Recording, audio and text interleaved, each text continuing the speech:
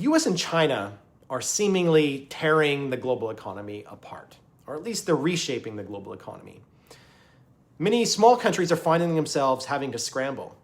However, Singapore is quietly thriving, and that's worth understanding. I'm Adam Dixon, director of Panmure House, the last home of Adam Smith, the father of free trade.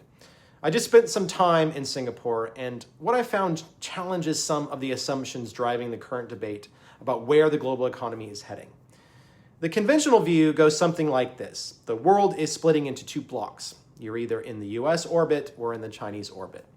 And small open economies, especially ones that trade heavily with both, are going to get squeezed, and they're going to have to choose. Singapore trades extensively with China. It also has deep ties with the United States. On paper, it looks like a country caught in the middle.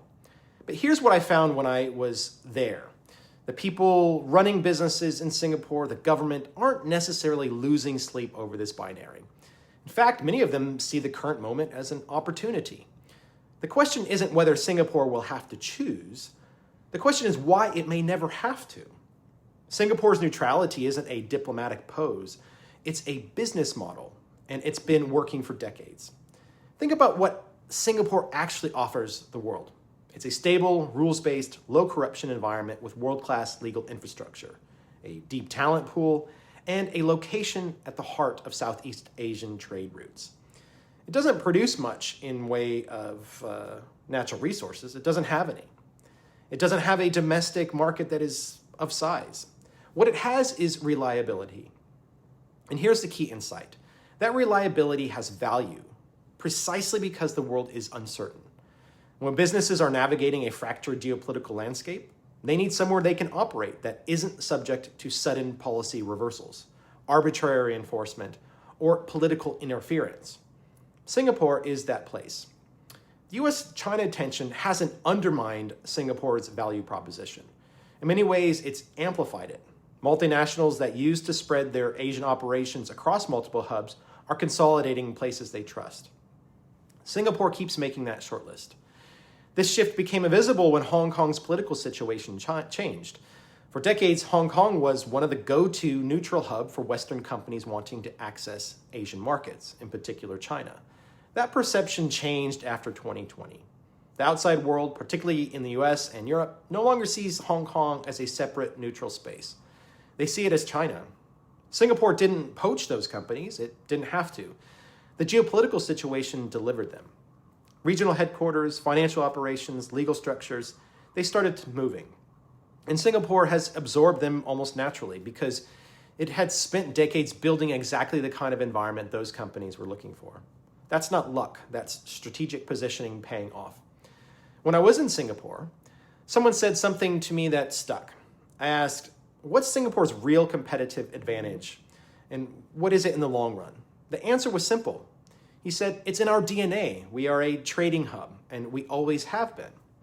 Singapore was built on trade. Its entire history, from Raffles to independence to today.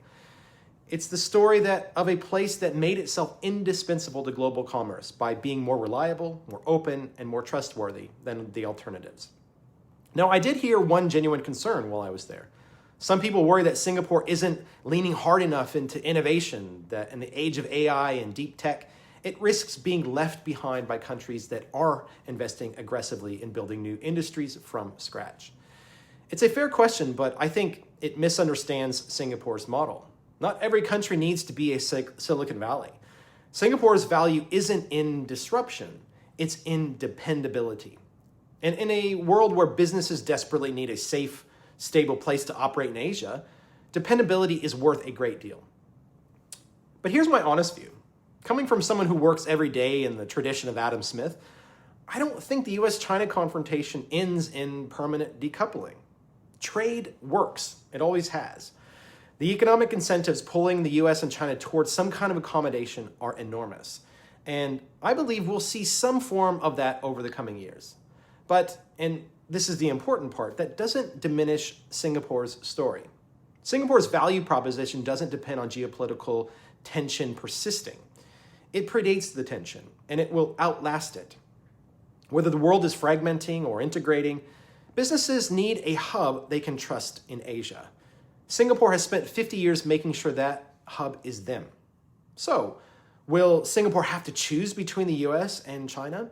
I don't think so. Not because it's managed to stay invisible, but because it's made itself useful to pressure. In a world of uncertainty, reliable neutrality isn't weakness, it's leverage. Singapore isn't caught between two powers. It's thriving in the space between them. And as long as global trade exists, which Adam Smith would remind us it always will, that space has value. I'm Adam Dixon. If you found this useful, please subscribe, and I'll see you in the next one.